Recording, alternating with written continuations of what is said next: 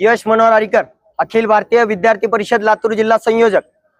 आज इथे अखिल भारतीय विद्यार्थी परिषदेतर्फे निषेध व मोर्चा टाईप आपण केलेला आहे।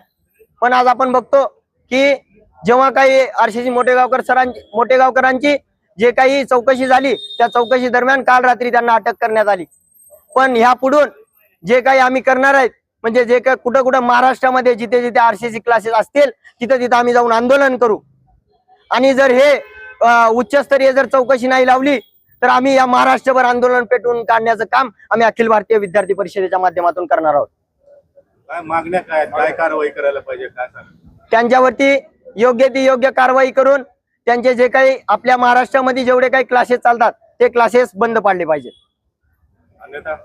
अन्यथा अखिल भारतीय विद्यार्थी परिषदेचे हे आंदोलन हे प्रत्येक या महाराष्ट्रामध्ये प्रत्येक क्लासेसच्या बाहेर जाईल आणि या महाराष्ट्र पेटून उठल्याशिवाय राहणार नाही, हे मी तुम्हाला सांगतो।